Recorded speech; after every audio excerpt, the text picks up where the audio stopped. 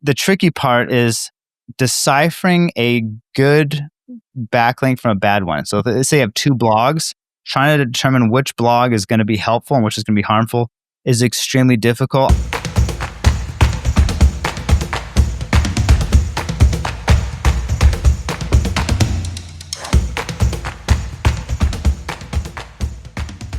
Well, hello, and welcome to another edition of the E-commerce Evolution Podcast. I'm your host, Brett Curry, CEO of OMG Commerce. And today we've got Jeff Oxford on the show, and we're talking about SEO, search engine optimization. Going to weave in some AI optimization. But you may be thinking, what? Like, is anybody still searching? Is anybody still talking about SEO these days? Isn't everything AI? And have we got some insights for you? Because the good news is if you're doing good SEO, it's going to help with AI as well. And I can say with authority, SEO is not dead. And so with that, Jeff, welcome to the show, man. And how's it going? It's going great. Brett, thanks for having me. Yeah, dude. It was awesome connecting at Steve Chu and Tony Airbach's event, Seller Summit, Fort Lauderdale, one of my favorite events. And I think you've spoken there multiple times as well, correct? Or you're kind of a regular there? Third time speaking there. Nice. And you talked about SEO. I sat in on your talk. I loved it. What a lot of people don't know is that actually at the very beginning, so OMG is now 15 years old. The first service we offered, Jeff, SEO for Really? local companies. Yep. It was just something we knew, something we liked. I was a search engine nerd. And so my business partner loved it as well. And so that's what we did. Yep. Search engine optimization that led to Google search, led to Google shopping. I had a video background that led to YouTube, but in the beginning, SEO, baby. And so okay, so we can go deep in the trenches. It sounds like we can totally nerd out for sure. Now, I have not been in the SEO game in detail recently, but I still keep up. I can still talk shop for sure. But nice. Why SEO as a topic now? And was that just something that Steve, the event organizer, was interested in, or were there a lot of requests for it? Why SEO as a topic? So I guess like a little behind the scenes of what happened with that is he was asking me about AI optimization, ChatGPT optimization. And this is after we already got SEO in there, but we're kind of at a possible paradigm shift of how people are searching. If we just look at right now, June 2025 as a data point, we just freeze this. Google is still the 800-pound gorilla. It still has 99, like some ridiculous amount of market share. ChatGPT maybe has like 1% to 2%, maybe, of the search. So this snapshot in time, SEO is still just kicking butt, making companies millions of dollars. But the trend is what gets people talking about ChatGPT. Exactly. Yeah. Yes, it's 1%, maybe 1% to 2% now, but a year or two ago it was 0.1%. And I can actually drop some stats for you. So, being an e-commerce SEO company, we have access to a lot of Google Analytics accounts. And I had my VA last week. He went through all of our analytics accounts. He looked at how much referrals our e-commerce clients got from ChatGPT in April versus May to see what's the fluctuation. Great comparison. Love that. 112% increase in referral traffic.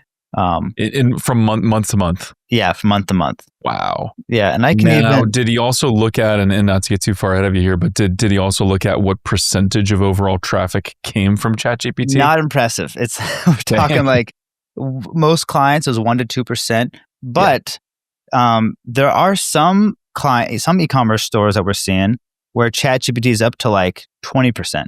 Whoa, that's significant. Of course, it depends on your niche. It depends on how much content marketing you've done, how much blogging you've done, how much do you have enough stuff to get cited in ChatGPT.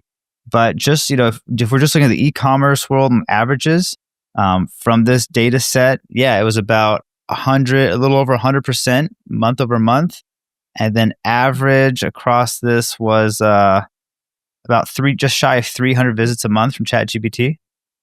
Interesting.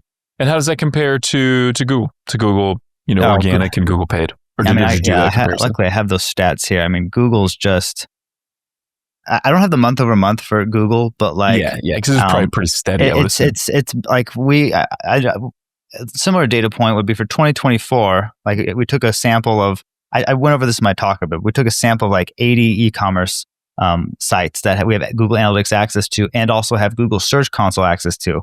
And across these, you want to see what's the highest performing channel on Google Analytics. And number one, outside of direct, which just means it's not attributed, but number one was non-brand organic search, followed by paid search, followed by organic shopping.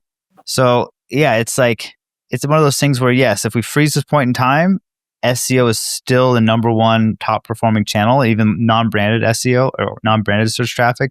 But the tides are shifting a bit. I was just on a call with a client earlier today who sells refurbished computers, and we were looking at some of their AI referral stats, and they've already this year have had like $23,000 in sales from ChatGPT. So the everyone should be paying attention to the trend. I don't want to. I live here in Bend, Oregon, where we have the last Blockbuster, and I don't. If you're an SEO you still have a Blockbuster? We have the last Blockbuster on earth. Oh, we were just talking about that. So my oldest kids are 23 and 20, and so they still remember when they were little, we still would go to the video store. There weren't a ton of them. Like it wasn't super popular. We still had Redbox, stuff like that. Yep. But there was something magical about walking the aisles of a Blockbuster. Maybe they didn't have what you were looking for, but that was all part of the fun, right? So we were reminiscing and missing the video store days.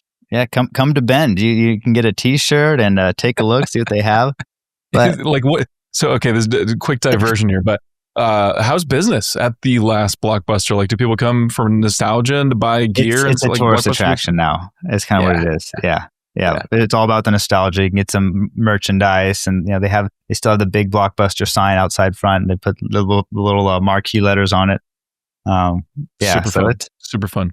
But so I guess the question is, will Google and SEO one day go the way of Blockbuster? Far off in the future, we don't know. But I think we could say, Jeff, like the demise of Google right now is potentially overhyped. What say you about that? I mean, Google, no matter how this plays out, Google's going to be fine. Like Google as a corporation, they've got the infrastructure. They have all the best AI researchers in the world. Their new Gemini 2.5 Pro model is just killer. It's insane. They've been playing with it a lot. Yeah, they really caught up to the AI race quickly. So props to them. The big question though is, what about search? These 10 blue links that we have on page 1. Are we still going to be searching that way? And there's a big question mark there. Google's now testing their AI mode, where it changes the kind of homepage of Google. Instead of having a search box, it's now a conversation box, more similar to ChatGPT. Right now, that's just in testing. So we don't know what's going to come out of that test. Is Google going to be like, oh, wow, like the engagement's way higher, people are staying on our site longer, we're going to make this the default? Or are they going to be like, people don't trust it yet, there's still some hallucinations, or we're still not getting the best experience, and they're going to stick to how it is now?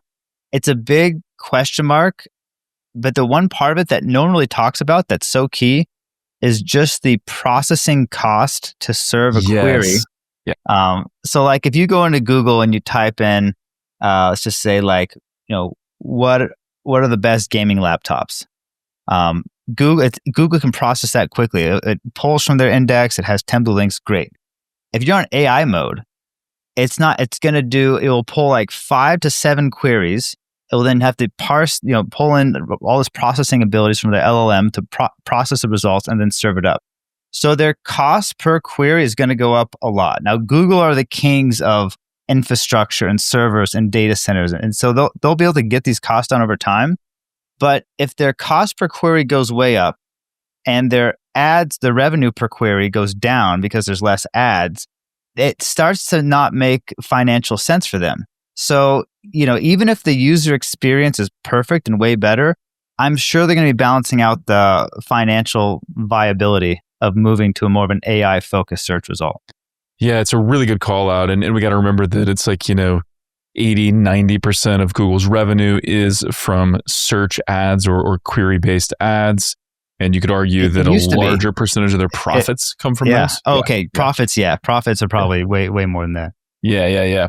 Which is super interesting. And so a couple of stats that I was looking at, because I was curious about this too, right? An executive at Apple recently said, hey, for the first time ever, we saw fewer Google searches on Safari was the caveat. Google, however, released some data. They did not comment on Safari specifically, which would lead you to believe that was probably true. But they did say, hey, we're seeing increased search volume across all platforms, including Apple users. And so what's interesting, I looked at this. If you look at daily search queries on Google, 8.3 billion a day in 2024, and now averaging 13.6 billion a day in 2025. So that is a massive leap. And just from the financials, just to say like, hey, Google's going to be able to keep the lights on for a little bit. Earnings are up 12% year over year. They had a beat. So their projections or their guidance they gave to Wall Street, they beat it. So things are good from that regard, from that standpoint. And what Google has said, and I was at Google Marketing Live, what Google has said is that, hey, the AI mode, that's part of what's driving this increase in searches. But your point is spot on, where I've heard different estimates, but it's a multiple higher in terms of compute cost to generate those AI mode results than it is a normal query. And so Google's going to have to figure that out. I think they will. I think they'll be able to incorporate ads in a pretty unique and pretty clever way. And so, listen, I think there's some existential threats facing Google. There's also the antitrust lawsuit and things like that. And so the future is not super clear, but I do think Google's going to be able to figure it out. And you mentioned AI scientists. In 2015, that's when Google bought DeepMind, which is one of the leading AI research companies on the planet. Some of those top researchers, top scientists are still at Google. I think they've got the best team. And so, I think they'll be able to figure it out, but it is interesting, right? It is an interesting season right now. And so any other points on that, on Google's demise or what the future is going to hold for them before we get into some tactical stuff? Yeah, I think that pretty much covers. I mean, at this point, it's no longer an infrastructure issue with data centers and servers. It's no longer a software issue with LLMs. They have all that. It's really just a user experience UI issue. Like, how do they take this all and give the right user experience? So we'll see what comes up with AI mode. It'll be interesting. It'll be really interesting to watch for sure. So, okay, man, super good. I'm excited about it. Why don't we do this? Before we talk about SEO and AI optimization, because they do go hand in hand, let's back up a little bit and talk about what are the components of SEO. So I know, in the early days, we would always talk, hey, there's technical SEO and there's on-site SEO and then there's off-site SEO. How would you define, though, SEO now, and what are kind of the big components of it? I have what I call it the 4 buckets or 4 components of SEO. You already mentioned some of them. Technical SEO. Number 1, can Google crawl your website?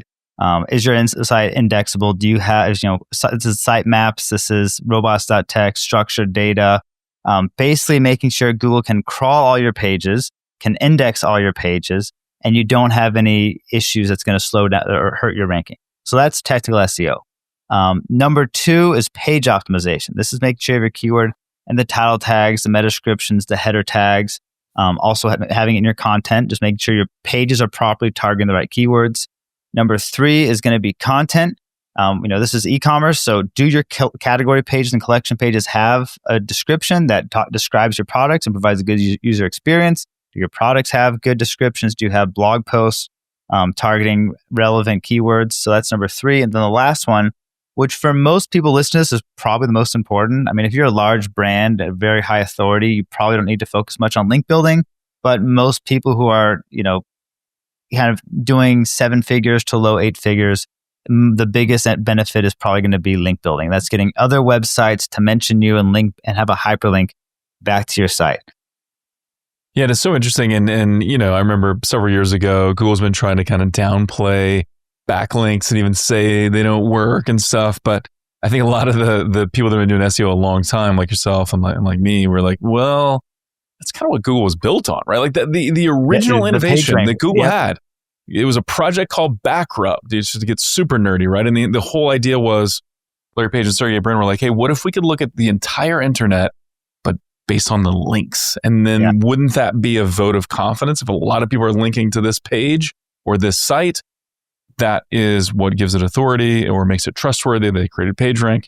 Anyway, So super interesting. So it's like, yeah, I don't think they're going to get away from that, right? That's still got to be the best signal. Probably Google's just getting better at weeding out spammy, paid for, junky links, although that's maybe debatable as well.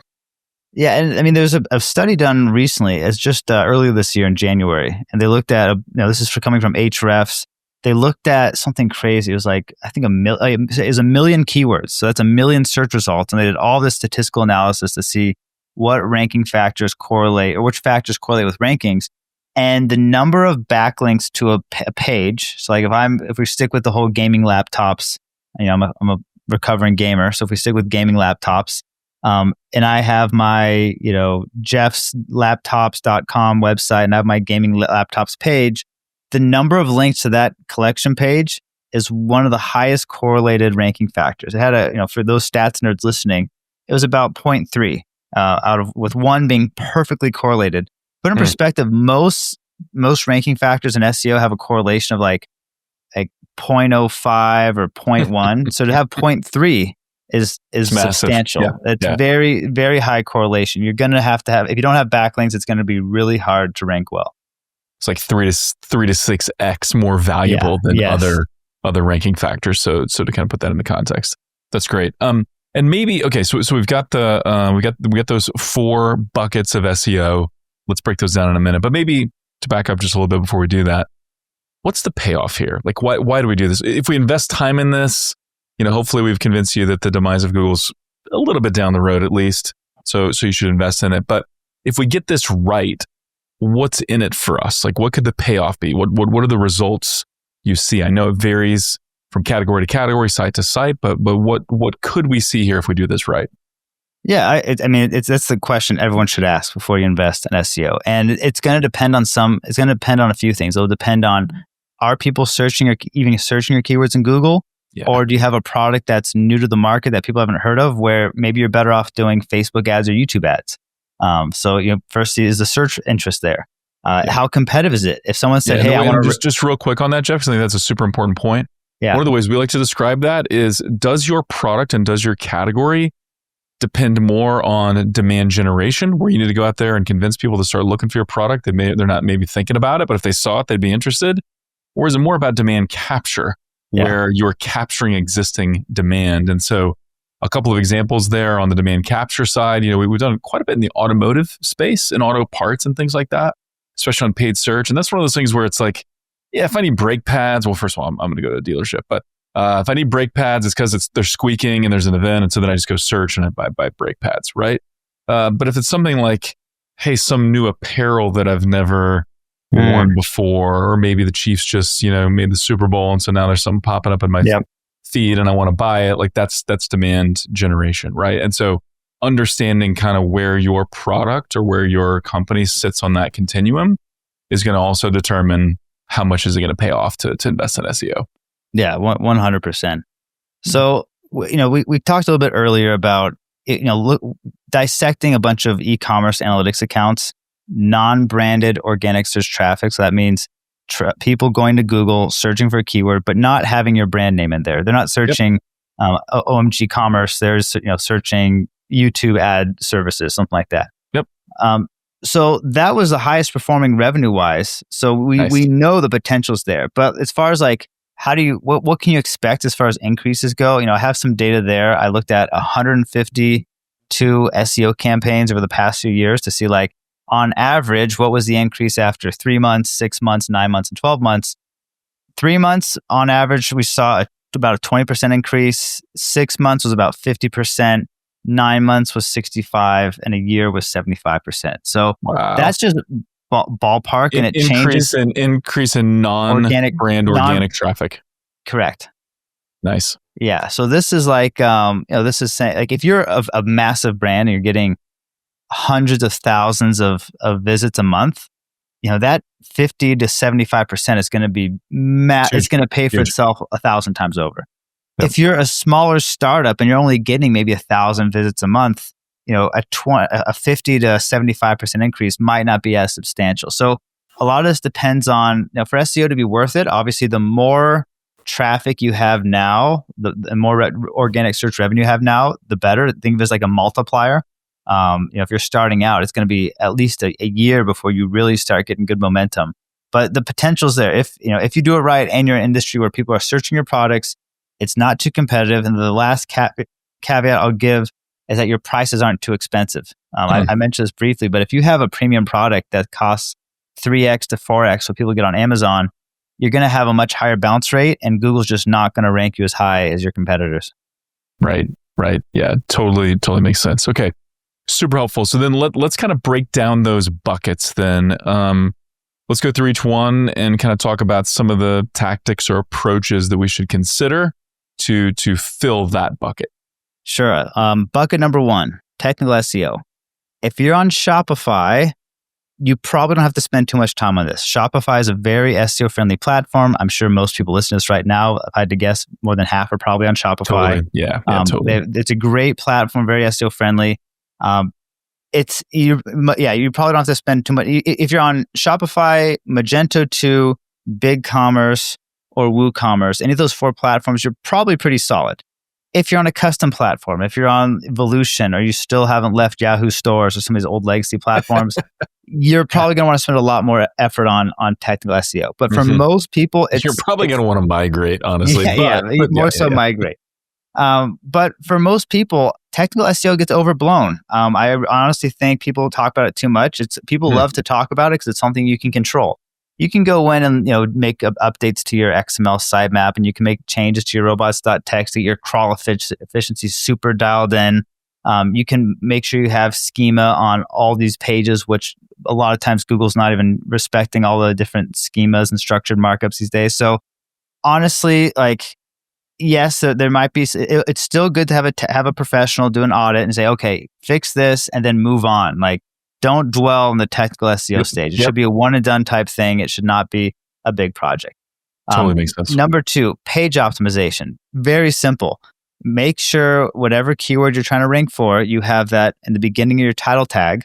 And if you're not familiar with what a title tag is, if you search a keyword in Google, it has that blue or purple link. That's the title tag. It's a very important ranking factor. Google puts a fair amount of weight into what keywords you put in there. In general, then in the search results, that title tag is going to become kind of the headline almost for that organic listing. Not always. Google can kind of put whatever they want to put there, but a lot of times the title tag shows up there. It also shows up kind of in the tab of the browser as well, right? So it's going to have some pretty prominent placements, and Google gives it a lot of weight. Yeah, and there was speaking of title tags, this is one thing I see a mistake a lot of people make. And, you can have a very brandable name. So I was talking with a client who they sell leather conditioners and leather cleaners. It's a product for if you have a car and you want to have the leather looking its best, you get this leather conditioner that you can put on the car seats. But they don't call it leather conditioner. They call it Rejuvenator Oil. And that's their brand name. So the issue with that is, people aren't searching Rejuvenator Oil. They're searching. Right. Yeah. So their products weren't ranking very well in Google because they're calling it what they want to call it, not what the customers are calling it. So finding a balance between brandable names and keywords is always something that you're going to have to keep in mind. But you're going to want to have that, whatever keyword you're ranking for, ideally, you want to have that in your title tag as close to the beginning as possible. Love it. Love it. And then meta descriptions, that's those 2 lines of black text that we see in the search results. These aren't really a ranking factor. It doesn't matter if you have your keyword in there a bunch or not at all. It's the best way I like to describe it is meta descriptions are your ad copy for SEO. Having really well written meta descriptions with your calls to actions, unique selling points, it's going to have a higher click-through rate, which will send more traffic. But if Google sees your listings getting a higher click-through rate, that's also going to have a positive impact on rankings. I love that. So it's an indirect ranking factor, isn't it? Where it's use this text to get more clicks, organic clicks. The more organic clicks you get, actually Google's going to reward that by ranking you higher. So it's an indirect but important piece. And just to nerd out a little bit more, Google had this massive ranking factor leak last year. We saw thousands of internal documents on what they're looking at when scoring websites. One of the things that's confirmed is they look at the click-through rate in the search results. So if you're in position 3, but you have a higher click-through rate than position 2 because you have either a brand name that people recognize or a really well-written meta description. Google, it's one of the most powerful ranking factors. Google will move you up so fast. Yes. So yeah, meta description. Because again, that's a vote of confidence, right? That's Google saying, hey, people are voting with their clicks and with their attention that they like this result, so we're moving it up. Exactly. And then the last piece of page optimization, second to last, would be header tags. This is what's actually displayed on your page. This is the big header that users see. Not as important as a title tag, but still there's some ranking benefits there. So make sure you have your keyword and the header tag. That's kind of like the headline for the page, right? So when you open a page, it's basically the headline that you see. Exactly. It's the big bold text you see at the top. And then the last piece is content. You want to include your keyword in the content, preferably at least once in the first 100 words or so. You want to include variations throughout it. You want to include related keywords. So having your keyword throughout your content is also a very helpful ranking factor, which is why for category pages and collection pages, you want to have at least 200 to 300 words of content and sprinkle your keyword in there a few times.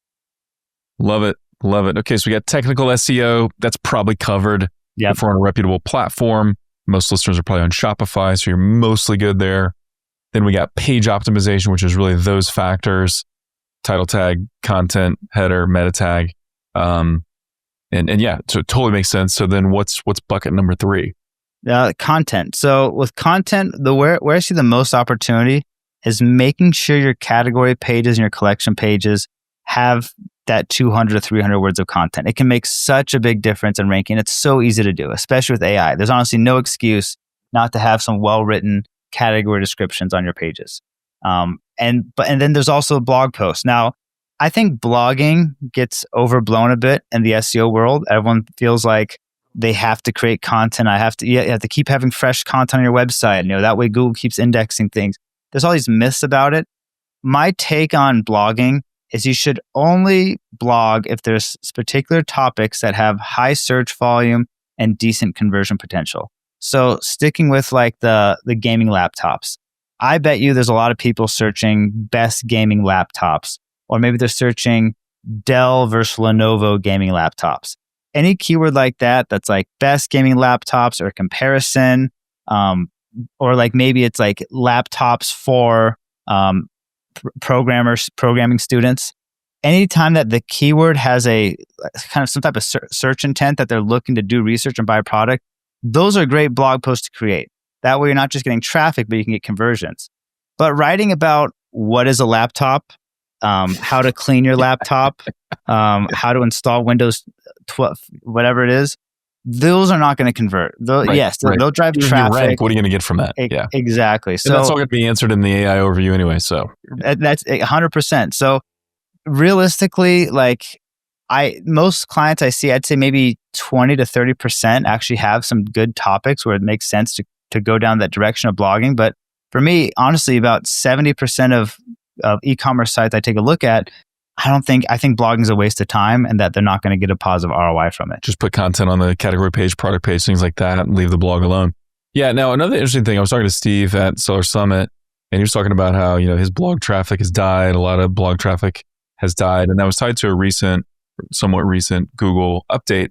Can you talk about that a little bit? When did blogs, again, maybe die is over dramatic, but when did blogs die, or when did they reduce in importance? Because there was definitely a day, like early in our SEO careers, I'm sure, where leaning heavily into blogs like that was a winning strategy. We can go deep into this one because I was actually working with Steve on his blog while all this stuff was unfolding. So we had worked together. We 4x'd his blog traffic. And then it was around 2023 that Google had a barrage of updates, different core algorithm updates. They had the helpful content update. And I'm going to give you a little backstory. I'm going to tie it all back into your question. So essentially what happened is Google was pretty good at giving results, but where it really dropped the ball and really failed was anything best gaming laptops, best protein powders, best weight loss supplements, best VPNs, the affiliates. And for those who don't know what affiliate is, it's basically I have a blog. I'm going to be an Amazon affiliate. I include links to products on Amazon. If people buy with those links, I get a commission. So there's an incentive for these affiliates to rank as high as they can because they can make a lot of money, and they were making a lot of money, millions upon millions of dollars. So they're just flooding Google with all these really crappy, low quality affiliate sites that are just regurgitating information on Amazon. It's causing a nightmare for Google. Like everyone knew the results, you just can't trust them. It's just, you're hearing reviews about products and it's obvious they've never even touched the product in their life. Right. They're just regurgitating Amazon reviews and other information. So Google, what their solution to this was, they pretty much just decimated any middle tier, low tier standalone blog. If you're just a blog, you're screwed. But if you're an e-commerce store with a real business that has a business address and has customers, and you happen to have a blog, you're doing great. Your blog's gonna perform better than ever. If you're a service provider like Brett, you or me, and we have a blog, we're established businesses. We might even be in Google My Business. We might have a physical address, and we have a blog. That's great. But if I'm just a blog and that's all I do, and I don't have a product or a service, those sites got decimated. Yeah. Yep. Yeah, which makes sense. And a lot of those were, back in the day when you would pay for backlinks and things like that. Not that I ever did that, but you'd get links from sites like that, right? And so a lot of them just got torched. Yeah, it got destroyed. I mean, the results now are way better, but one of the byproducts of that is even really good quality content. Like, Steve and his website, My Wife Quit Her Job. It's good stuff, He's a true industry expert. He knows his stuff. His content's great. It's a high authority. I think of this for those SEO nerds, the domain rating 70 or domain authority around 70. Huge. But even his traffic dropped off like 90% because these updates. Now, I am working with one content site that's pretty authoritative, and we're doing an experiment right now. So I have a theory, because when I work with Steve and I did analysis, all his competitors that are just standalone content sites, they plummeted. They dropped off like 90%. The sites that absorbed all those rankings and benefited were the product and service sites that they were in Google My Business. They were in Google's knowledge graph. So if you do autocomplete, they'll show up as like a known entity in Google. And so right now I'm doing an experiment to see if I can take a blog, get them in Google My Business, get them a Wikipedia page, get them all the signals that show it's a legit business. It's a real business. Business. What impact will that have? So TBD, but the correlation is there. I love that theory, man. That's smart. Keep me posted on that. That's super interesting. So it's to be determined, but the correlation is still there. Like the sites that have a physical address, a phone number, they're in Google My Business, they're in the knowledge panel. Those sites were fine. The ones that didn't have a knowledge panel or any of that, they all just got decimated. Got it. Interesting. Okay. Super interesting insight there. Thanks for sharing that. What else about this content bucket? What else would you advise or coach us on for our e-commerce store? That's pretty much it. Have 200, 300 on category pages, include your keyword. And then just one little pro tip. If you're wondering what related keywords to include in your content, just search your keyword in Google image search and you'll have that refinement bar at the top. Those are all great related keywords that you might want to consider, ones that are applicable, including your content. Interesting. Great insight there. Cool. So we've got our technical, our on-page, our content. What's bucket number 4? Bucket number 4 is link building. You want to get as many other sites linking back to you as possible. Now, if you want to do this the white hat way, one strategy that can work really well for e-commerce sites is product reviews. If you have a direct-to-consumer product, you can find some blogs, you send them some product for free, they take some photos, they write about it, and in the write-up, they're going to include a link back. So that's probably one of the best ways to do it. And you can also get some referral traffic from these sites if it has a big enough following. Another strategy that can work well, but is extremely difficult, is content marketing. Creating content, promoting content. And the reason it's so hard is when you're doing content marketing for link building, it's less about what topics will appeal to your customers and what topics will appeal to bloggers. So you're probably going to create content that might not even interest your, it could be, if we're sticking with gaming laptops, I could do an article about gaming statistics, like what % of Americans, youth spend 10 hours a day or more on video games. Which video games are the most popular by hours? Like do a whole breakdown on all these statistics. that's not really going to interest someone looking to buy a gaming laptop, but it could interest a journalist who's writing about screen time on kids and wants to reference a statistic. Now that's going to get some backlinks. So it's why it's so hard to do it, is you have to really kind of change your thinking and less of what will my customers want versus what will the journalists and the bloggers want to link to. Super interesting. Yeah. So what are the most used tactics then, and what are you coaching your clients on in terms of, practical ways to build links? Because, this has always been one of those areas where it's the highest correlation, in terms of ranking factors. It's how Google was built based on backlinks. But to do it the right way is really time intensive and really difficult. So what are some of the tips, suggestions, advice that you give to clients? So I'd say go the white hat route as much as you can. Definitely. Do the content marketing, the product reviews. But here's the sad truth about it. If you want to get a link to a product page, if you want to get a link to a category page, 9 times out of 10, a blogger is going to require payment. You could have like the most compelling pitch with the best product that's like truly groundbreaking, but these bloggers, this is how they put food on their table. They live off this. This is their income. And if they check your site, if you were like a library or you were like a nonprofit, they're probably not going to charge you. If you reach out to them and they click on your site, it's like, oh, this is an e-commerce site. 9 times out of 10, they're going to require payment. Yeah. So they might call it an editorial fee of like, oh, we'll write about you, we'll feature you, but it's going to take time to pull up that post and make the edits and then publish it and do all this stuff. So you can expect anywhere from $50, I'd say, to $100 of these editorial fees or blogger fees to get featured. So that's the sad truth of it. What's even kind of more sad is I wish it didn't work as well. I really wish that the links from like paid links from blogs didn't work, but they do, and the correlations there and sites rank well.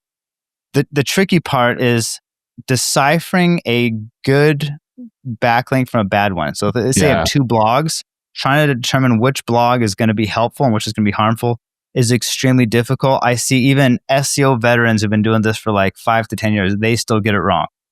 Because you have to look at, well, what's the domain rating and domain authority of the site? Is this gonna help me? Okay, let's go a step deeper. How much traffic does this have? Does it actually have some rankings in Google?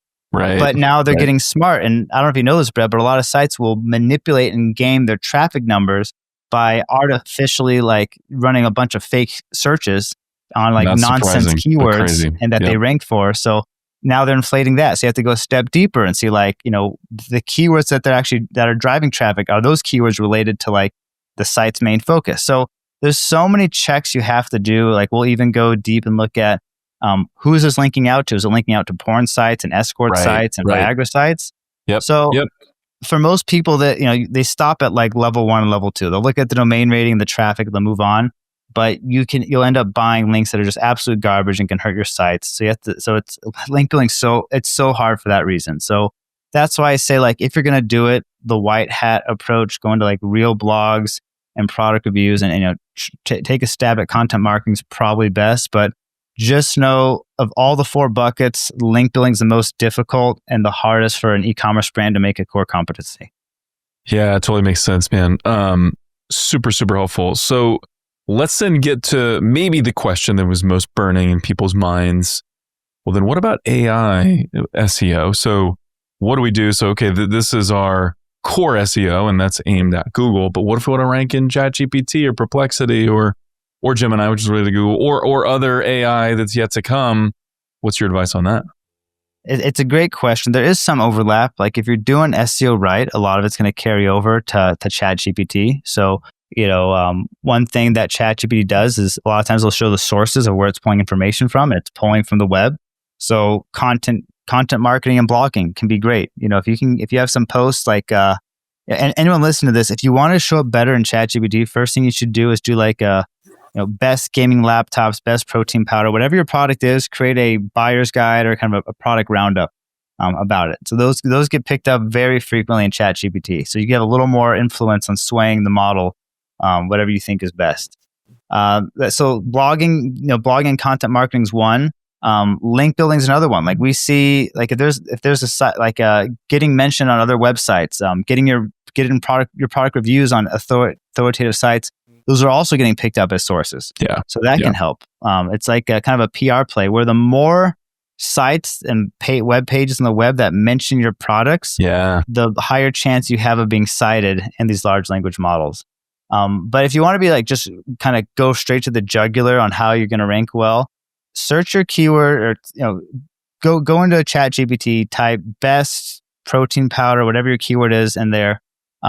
Go scroll down, look at the sources. It's going to tell you exactly where it's pulling from to generate this result, and try to get your product featured in those. So it's going to show you all these, top 10 protein powder, top 8 protein powder type pages. You're going to want to reach out to them. You're probably going to have to send them free product. You'll probably have to send them an affiliate link to make it worth it. You'll probably have to have a compelling pitch on why they should include you. But what I'm seeing is the biggest impact. We did some correlation research on this, and it was like, we talked about links being highly correlated with like 0.3. When it came to ChatGPT and getting your product included, it was like 0.45 correlation of the number of different product roundups you're cited in. So the more product roundups your product is found in, that's in the sources, the much higher chance you're going to have of showing up in those ChatGPT shopping carousels. Yeah, it totally makes sense. And in some ways, it's similar to product reviews. And what I mean by that is, looking at Amazon reviews, product reviews make a big difference in terms of ranking and conversions and all those things. And, the issue is that they can be gamed, right? People can manipulate them. And there's tons of fake reviews. So it's like, well, then won't Amazon just get away from that? And the real answer is no, they can't. Like there's no better signal. Like every user or every shopper wants to see reviews. And so it's got to get better at weeding out the crappy reviews. And I think it's the same thing with these roundup blogs, with backlinks, with things like that. These are signals that, when done right, are the clearest, most powerful signals that are out there right now. And so really just got to do it the right way, build those things the right way. But it makes sense to me that those are going to continue to be a ranking factor for SEO and for AI SEO. Yeah, I would 100% agree with that. Cool. Awesome, man. Well, this has been fantastic. I really want to pick your brain on AI as well. So how about let's do this. Let's be like a little teaser. We'll do another AI. Let's do an AI focused episode. This will be the little teaser for it. What models are you playing with the most right now? What are you most excited about with AI, and specifically like AI and auto, working with your agency and automation and stuff like that? Yeah. And is there like one cool thing you can share with the audience related to AI? Yeah. So models wise, I was using Claude 3.7 a bunch and then 4 for a while, but then I started using Gemini 2.5 Pro, and I think that's my favorite one right now. What I love doing for fun, like I'm not a coder. I've always wanted to be a programmer, but I don't know how to program. So I've been using this tool Replit, which is like an AI code generator. And I've been able to build some pretty powerful apps that can like take a screenshot of a blog, pass that screenshot to an AI model, analyze it, and then from that analysis, also pull on like keyword ranking data for the page, keyword ranking data for a page, and then generate title tags, meta descriptions, and headers. So like basically automating the SEO process where you take a screenshot of a page, you pull in the ranking data, you give all this to the AI model and have it optimize the page. So as far as your teaser goes, literally just last week, I pulled the trigger and hired 3 full-time AI automation specialists. And we're doing an experiment to build a fully autonomous AI agency. Where there'd be no people. It's just I'm going to see how many of the AI, the SEO steps can I automate with AI, and instead of having an actual account manager, you have your AI account manager. So this is something that we're building out. Dude, can't wait to see that. Okay, that was a good teaser right there. That was powerful. Definitely going to do an AI episode coming up next, and so looking forward to that. But Jeff, as people are listening to this and they're like, dang, all right, I got to think about SEO. I got to think about AI SEO. I need to talk to Jeff. How can people reach out to you? How can they work with you? Yeah, you can go to my website. It's just 180marketing.com, 180marketing.com. Or you can just shoot me an email directly. My email is jeff@180marketing.com. Happy to hear from you guys. And Jeff, as you can tell, is just a super cool dude, the kind of guy you want to hang out with, grab a beer with, talk SEO and talk e-commerce with. And so with that, Jeff, Awesome job, man. Thanks for the time, and looking forward to that AI episode. Thanks, Brett. This has been fun. Awesome. And as always, thank you for tuning in. Would love to hear from you. Connect with me on LinkedIn or shoot us a note about the pod. Or if you like this episode, share it with somebody that you think will enjoy it. And with that, until next time, thank you for listening.